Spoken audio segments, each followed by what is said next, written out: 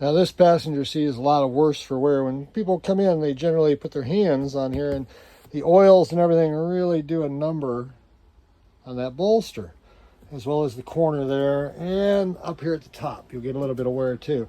So what I'm going to do is I'm going to refinish this chair, and you'll just be amazed at the results, because I just did the history driver's chair and it came out fantastic. So stand by, I'll show this and show you what I've done. Okay, so the chair is all cleaned up, all the residue removed, all the grease, whatever, plus all the old dye that somebody put on there. So you can see the front of it pretty chewed up, mostly just cracks and stuff from the leather and just people just touching it around. So I've done this section really super clean, and then up at the corner here where people grab on as they go through the RV. So it looks stained. It's not, it's just the old dye, but we're gonna make this look beautiful. So the first step is to fill all these cracks. And we use rubbing alcohol, isopropyl, 99% to clean that up so we didn't have any moisture build up in there into the pores. And now we're ready to apply it. So we're gonna put a primer on. I'm gonna put a primer on first and then start filling. So we'll show that as we go. Okay, we're coming back. We've got the first layer of primer and the filler on. It's almost dry. It's water-based and it's flexible.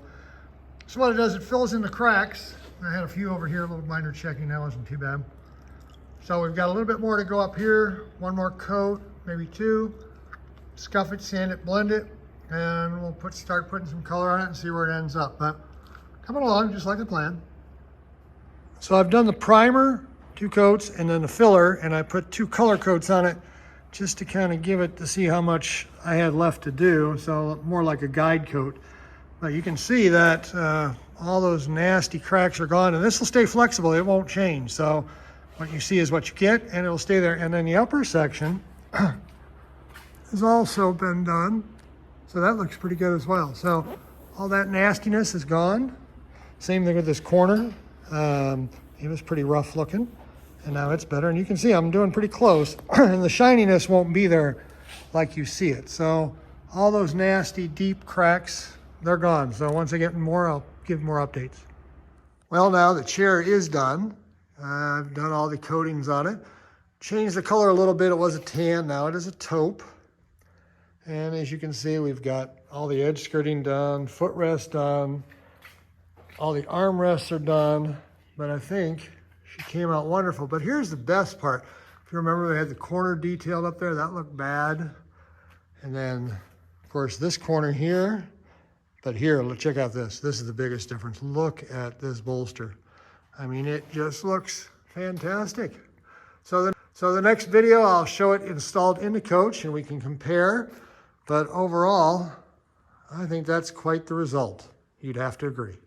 Now, this is a very pleasant entryway now. We've redone the history driver's seat. It's all back together. Everything works on it, and we dyed it like we did the other seat. And now check out the passenger seat. If you remember when we came in here, this was so terrible. Dye was mismatched, but specifically this forward bolster here from everybody walking in and out of the bus. Same thing on this corner. We've detailed that out before. And up here on the top, that's all good as well. So now, don't mind my feet because that's all I've got. And now we just look at the cockpit.